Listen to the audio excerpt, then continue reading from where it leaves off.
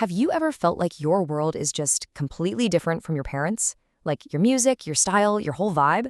Well, what if I told you that you, as a teenager, were basically invented? Yeah, invented.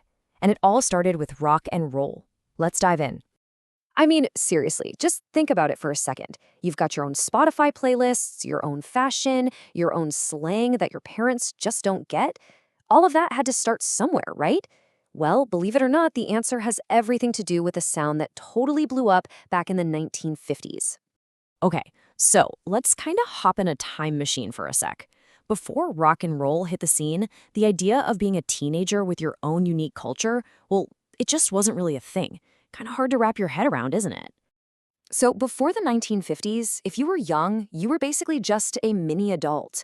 You listened to the same music as your parents, you wore smaller versions of their clothes, and you hung out in the same spots. Then, rock and roll happens, and bam! All of a sudden, young people had their very own soundtrack, their own look, and for the first time ever, a world that was all their own.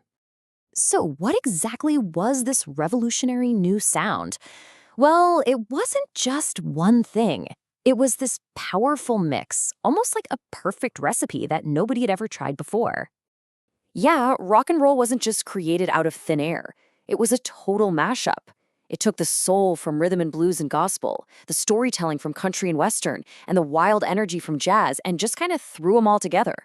And this fusion was a huge deal because it brought African American and European American musical traditions together to create something the world had never, ever heard. And out of all those ingredients, rhythm and blues, or R&B, was the most important.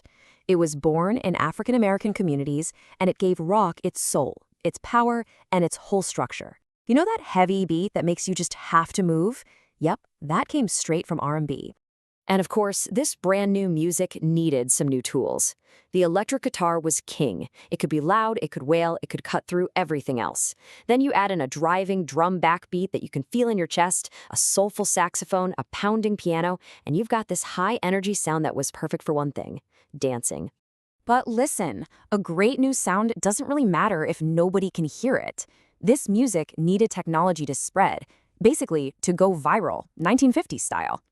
So how did it absolutely explode? Well, first, you had these new 45 RPM records that were small and cheap enough for kids to actually buy with their own pocket money. Powerful electric guitars and amps meant bands could play shows in huge school gyms. TV brought rock stars right into your living room. But the biggest game changer had to be the portable transistor radio. Seriously, think of these as the very first AirPods. All of a sudden, you could take your music anywhere, away from your parents, and create your own private soundtrack to your life. And who decided what you heard on those radios? The DJs. Now, these weren't just guys playing records, they were the original influencers.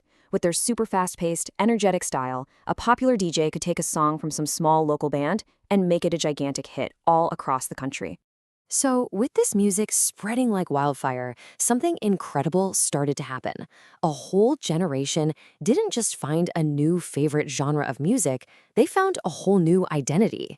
For the first time ever, an entire generation had a secret language, and that language was music. This wasn't just some background noise. It was the voice of their generation, and it was expressing all the things the adult world just didn't seem to understand. And a whole world just popped up around this sound. Suddenly, teens had their own spaces, like diners where they could hang out and feed coins into the jukebox. School dances became the place to be, and a completely new culture of fashion and slang started to emerge that was totally separate from whatever the adults were doing. And the music, it actually spoke their language, you know? The lyrics weren't about boring adult stuff like taxes. They were about things that actually mattered to them. What happened at school that day, falling in love for the first time, dreaming about getting a car, and just that feeling of wanting to be more independent. It was so relatable. Okay, so all this happened a long, long time ago. Why does it still matter? Well, because the echo of that very first teenage takeover is still all around us today. Think of it kind of like a musical family tree. Rock and roll is like the grandparent. It led directly to soul, to funk, to heavy metal, and that classic band setup you see everywhere, you know, electric guitars, bass, drums, that whole format got its start right here. So the big takeaway, the most important thing to remember is this. Rock and roll was so much more than just music. It was proof that a sound could give a whole generation a voice, an identity, and the power to create their own world. It was a tool for expressing yourself and for changing society. Which really just leaves us with one last thought. The teens back in the 50s had rock and roll. What about you? In 50 years, when people look back, what music, what sound is going to tell the story of your generation?